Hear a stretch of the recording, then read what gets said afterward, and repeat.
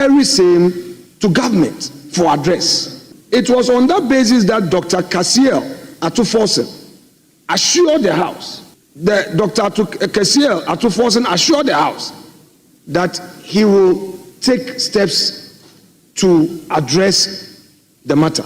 Mr. Speaker, as we speak, the EC has not received the necessary protection from the Elections Security Task Force to enable it conclude the collation and final declaration of Ablekuma North parliamentary elections.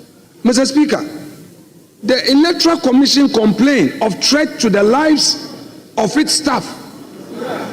The Electoral Commission complained of destruction of its properties. I would want my respected colleague who has just come to take steps in ensuring that Dr. Dampari, the IGP, who is the head of the Election Security Task Force, is able to provide sufficient security to enable the EC undertake its constitutional mandate. Mr. Speaker, we raise this as a serious democratic matter because it is a blot on our otherwise peaceful democracy. This is supposed to be a 276-member chamber. We are 275. The people of Ablekuma need a representation, and government must take steps in ensuring that the Electoral Commission declares. Thank you. Now, right after he finished speaking, the MPP MPs rose to their feet with placards bearing various inscriptions, notably, no Ablekuma North, no government business. Listen. Take your hands off Ablekuma North. Ablekuma needs a voice. They must be represented. Ethiopia, no business.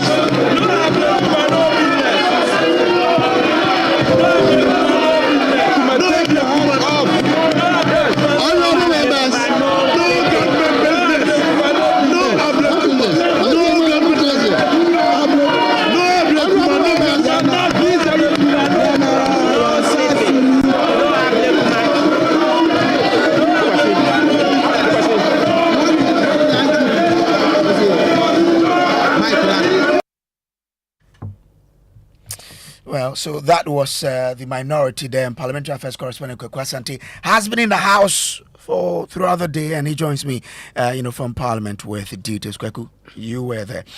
What we heard degenerated into something, that was unexpected.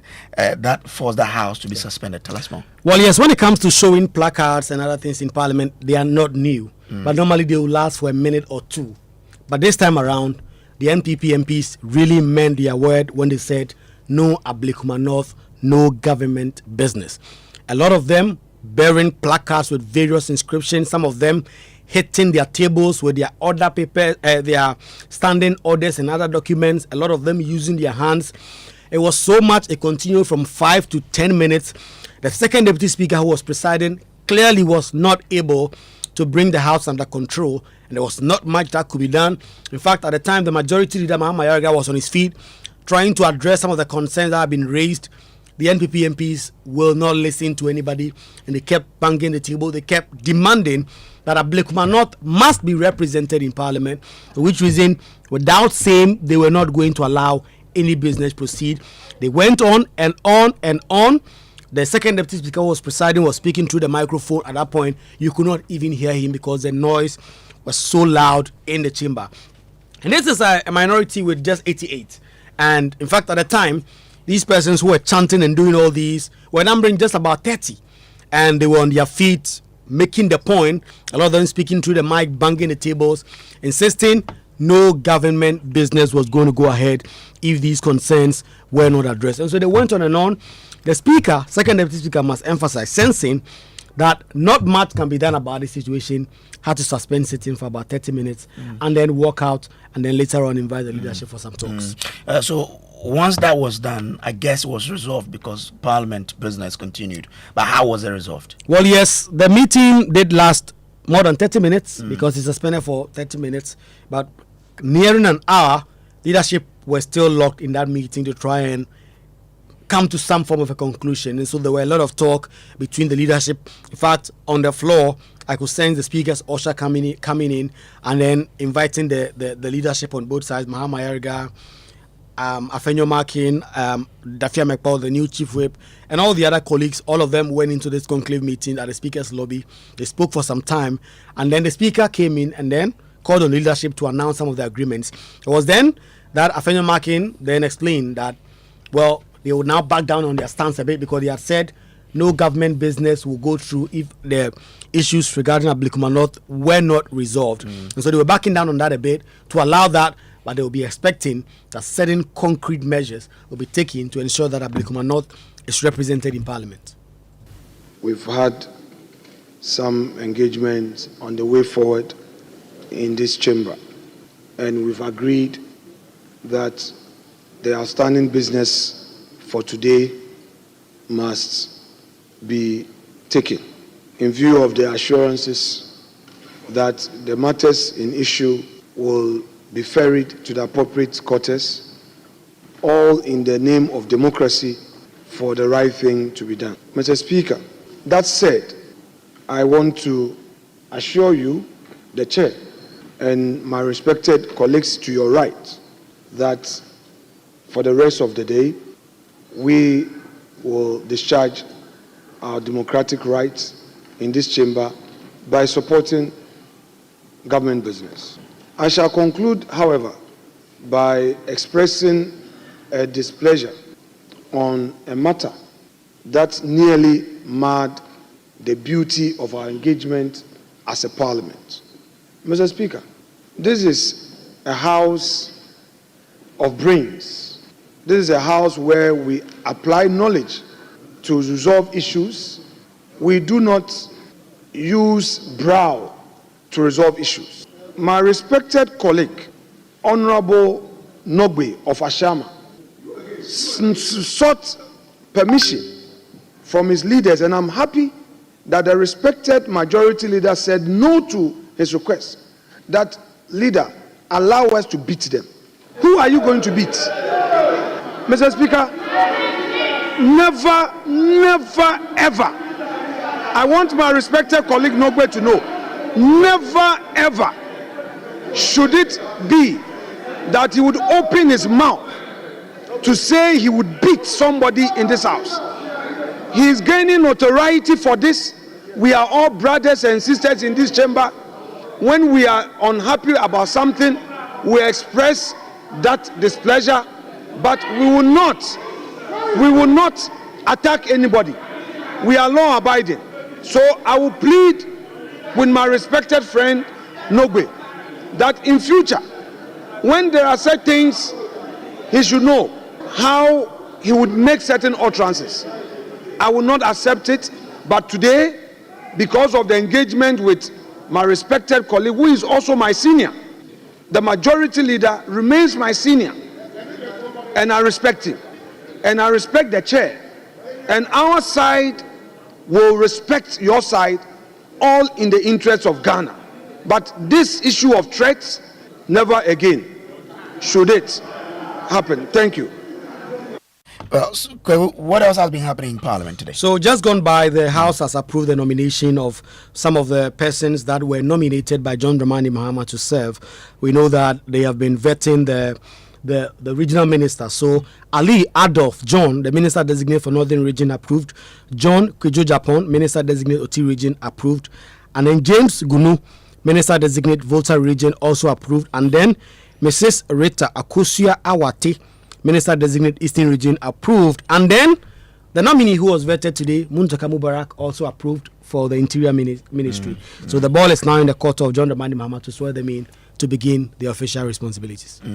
So more like, the Interior Minister was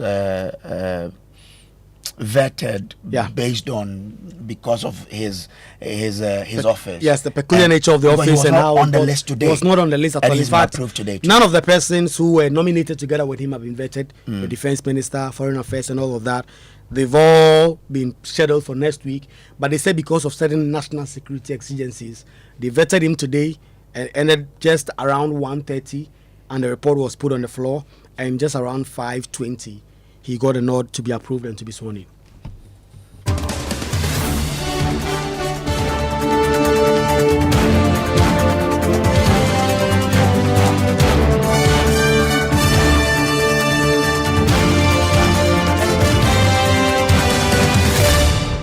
Let's zoom on top story. Always brought to you by Telecel and Holy Insecticide Spray and Coil. We have Dr. Rashid Draman on the line. He is Executive Director for the Africa Center for Parliamentary Affairs. We also have Colonel Festus Abuaje, retired author and security analyst. We have both on the line. Let me start with you, Dr. Rashid Draman. Now, you've been monitoring Parliament. What do you make of this happening where the minority, based on the fact that a constituency they believe they've won has not been declared in their favor, and that the security has not been provided for EC to continue the coalition, they had to get their house to be suspended?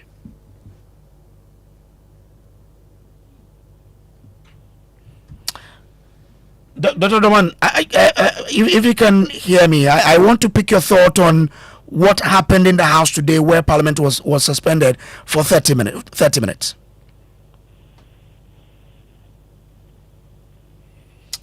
Okay, we'll try and get Dr. Rashid Draman. He is Executive Director for the Africa Center for Parliamentary Affairs, to share some perspectives. Doc, I understand you are with me. I want to understand from you what you make of what happened in Parliament today. Okay, we'll get back to him, but let me.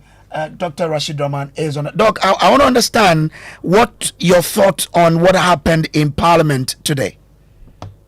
I think we are beginning to see a situation where the minority side, despite its small numbers, is beginning to pull a strategy that they think is going to work for them. That is just simply disrupting the processes of conducting parliamentary business. But if it's a strategy, I believe that is working mainly because I think they think that that is one way by which they can make their voices heard. And also, I think they believe, from maybe looking behind the leader of government business, that the majority side doesn't have the numbers at that moment in time. But if this is to, sort of disrupt parliamentary business, is it a good strategy if you're looking at the end objective of what they can do to benefit Ghana and not they as minority? No, it's not a good strategy. I think that they have to be very careful, not only in terms of the fact that it's not going to benefit our country. I think they also want to be careful that it doesn't backfire on them, because once the Right Honourable Speaker starts cracking the whip, that might be good for them. It might be an embarrassing strategy. But yes, most importantly, they have right now, Ghanaians are counting on them more than ever before because of the numbers that the NDC has. Their role is supposed to sit there through the force of argument to convince all of us that they are a credible government in waiting. But if you go and you are disruptive and you are rowdy, I think it's going to be a strategy that might not inure to your benefit as a caucus. They need to rethink it. But this isn't the first time we're seeing a minority behave like this, is it? Yes, indeed. Even this minority, this is not the first time. The very first day of this parliament, they pulled that strategy when the minority leader was seconding the motion to elect Right Honourable Babina as Speaker. You remember what happened?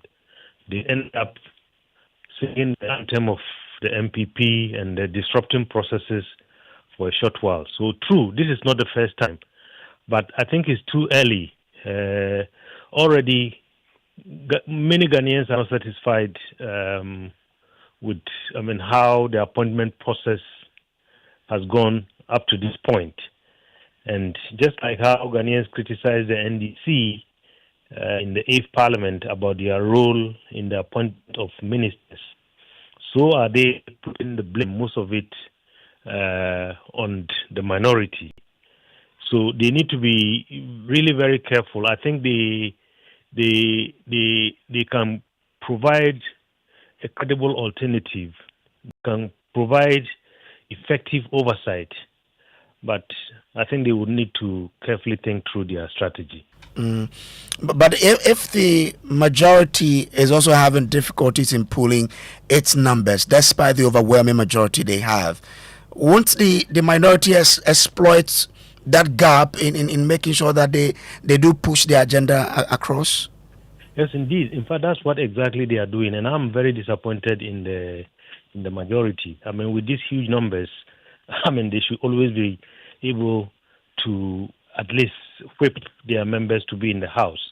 Several times today, Honorable Afenyo mocking us, Honorable Ayarga, look at your back. Look at your back.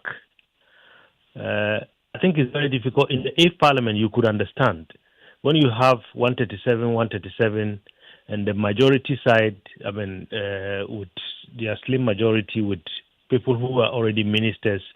In this particular case, ministers have not even been approved yet. Only a handful. So those who were absent, who can understand, maybe Minister for Finance and his other colleagues. But to have a chamber that is empty behind the majority leader in these early days, I think doesn't send a very good signal in terms of the showing and in terms of what they are going to use the majority to do for this country.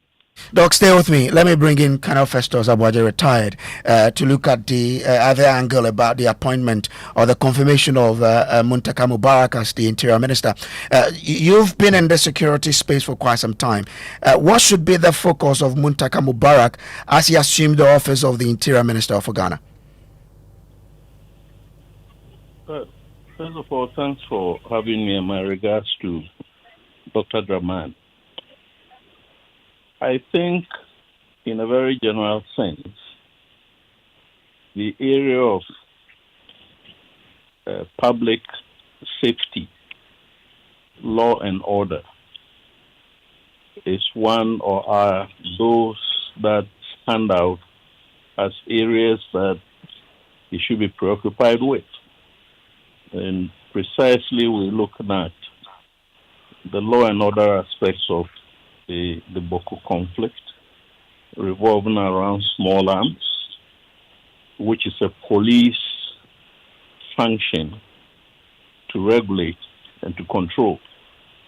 And I think one of the questions or some of the questions revolve around how he is going to ensure that the proliferation of small arms and light weapons, are managed.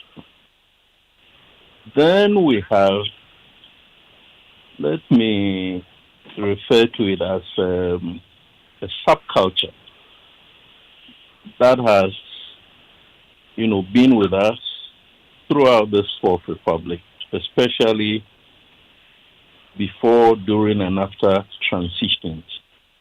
And I'm not too sure whether I can attribute the spate of violence, as I've referred to, as a result of a kind of weakness in the transition.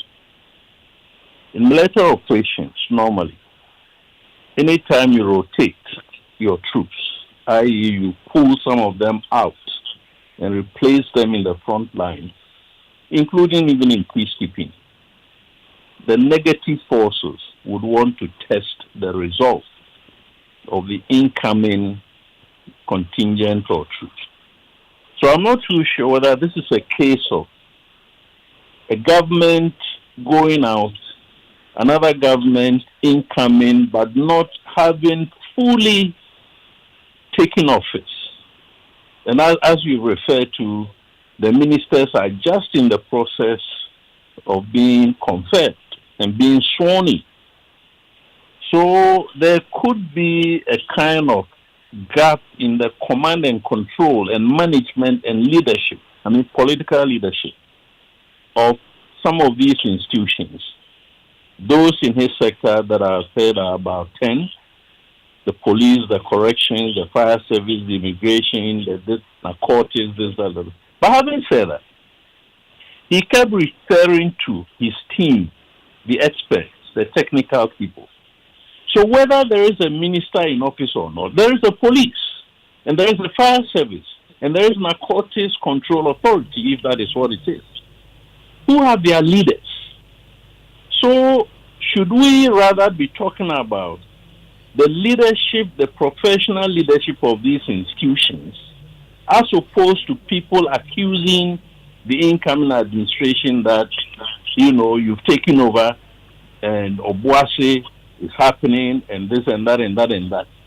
When indeed it is not these political leaders that are going to, take the front line and resolve some of these. However, if after a reasonable period of time, I have to be very general, the new political leadership has not stamped its authority on the institutions that they are supposed to manage, then we can hold them accountable.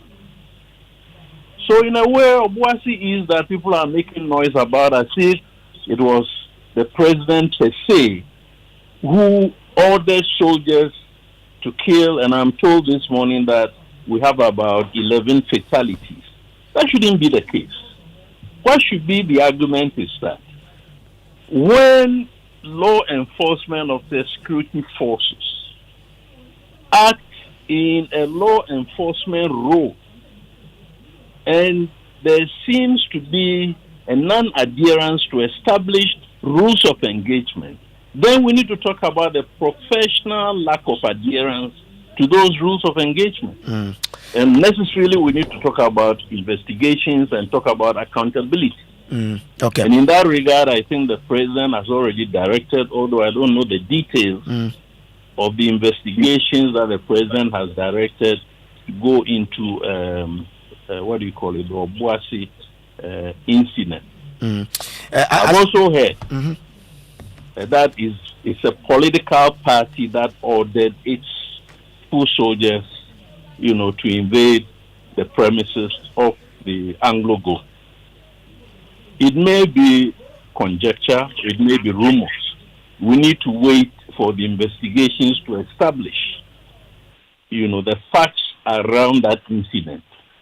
Something that should is it something the government has a resolve to deal with the perpetrators of the violence as well as those on the professional side who might have, on the surface of it, used excessive force. Is this something you expect him to prioritize as he takes office after being confirmed? Well, as I've tried to suggest, all that he has to do is to call the leadership of the institutions, of the agencies under his ministry, to hold them accountable for their performing their functions. Because we need to understand that no minister is going to go, probably with the exception of the Minister of Finance. The Minister of Interior is not going to be the Director of Operations for the police. If we take Ablekuma, which has been an issue in Parliament as you discussed with Dr. Draman, the EC is still in charge. She says, or the EC says that it needs protection. The institution that must provide the protection is also in place. So why is it that these institutions are not exercising, the authority that is granted them? Why do you think? Why do you think that is so? Well, I can't tell. Okay. It may be that in a transition, people are not sure as to whether they should use the excessive force that we have been, accustomed to, or whether they need to find other methods. And I think on another media platform, for instance, the police was commended for deploying unarmed police officers so that when the casualties occurred, they were not attributable to the police, but were attributable, first of all, to vigilantes and those protecting politicians and some armed men. So therefore, as before, we need to find out how these episodes of violence occur. Then the political authority will be expected to ensure that there is justice so we can rein in impunity. But the way we are going, that every time there is a transition, some of these invasions of government property under the pretext or within the philosophy of Yaban Abba, our government has come, we're going to take over. Those leaving office will think that they have to live with as much of whatever belongs to the state as possible. And we haven't been able to find some solutions to address that subculture. And every cycle of transition, it seems to be escalating. I mean, 11 civilians killed for whatever reason, it's one too many. Okay. All right. Now, some people have had issues with the questioning at the appointment committee. If you look at Muntaka Mubarak as Interior Minister, I mean, what would you say about the questioning that or the questions that were put to him? Were they really ones that could let you be satisfied with the person who is going to occupy that particular office? Well, sincerely, I cannot comment on the way and manner in which the members of parliament, i.e. the vetting committee, conducted the questioning and the quality of the questions. Because we have a history where I think in one instance in the past, because somebody was following a certain religious faith, she was asked to sing a hymn. At the time, it was right for those who were the majority. And now, some of the questions have been questioned by those who are the minority. So if that is the way our parliamentarians want to choose to address this vetting committee, but I cannot comment on it. But then we must be aware that these officials are coming to perform very critical functions to safeguard the nation and uphold the protection of human rights. If you're talking about the interior and so on and so forth. Right. I didn't see any question regarding ownership of property, which had some political connotations. For instance, this gentleman is not the one who is the head of any department that, sees to the sale of state lands and so on and so forth. So to equalize, because the majority is saying that we're going to use oral, assumedly, to deal with those who have illegally acquired state lands. At the vetting, you are throwing in questions in order to compromise the incoming minister and the administration that he belongs to. I'm not sure that should be, the philosophy of the vetting. And maybe I should say, on the one hand, the minority leader seems to be very, very, very structured in the questions that he asks, except that, to me, sometimes he asks too many questions, But it does appear that some don't do any homework as to what questions they're going to ask. Okay, all right. Which will be relevant to the ministry of the designee.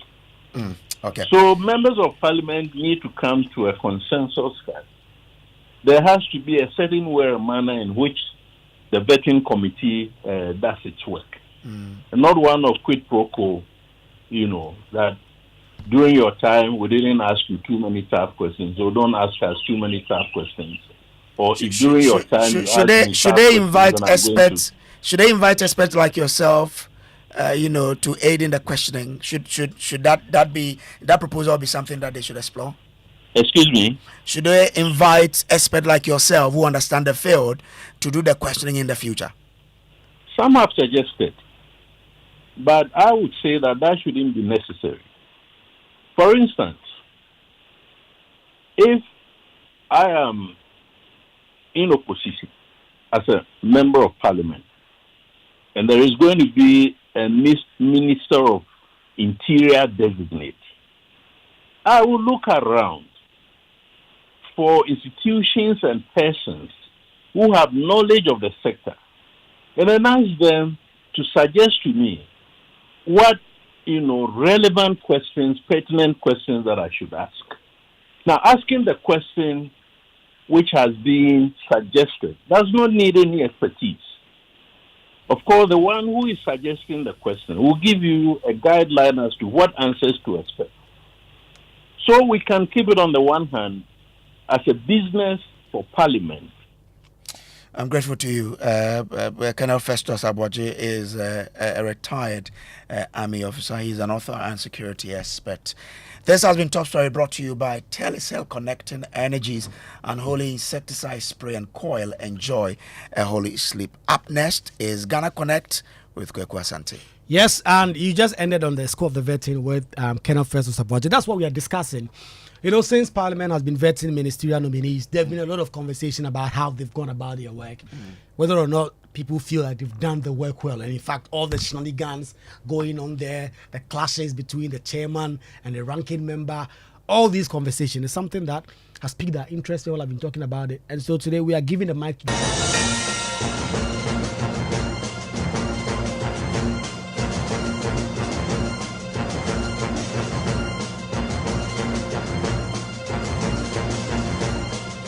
Hello and welcome to Ghana Connect. Tonight on the show, we are discussing this very important matter of the Appointment Committee of Parliament and its sitting over the last 2 weeks. They've been vetting ministerial nominees appointed by President John Dramani Mahama. The appointment process so far has had a lot of backs and forth with a lot of controversy, with people talking about how the committee has been doing its work and whether or not these issues, the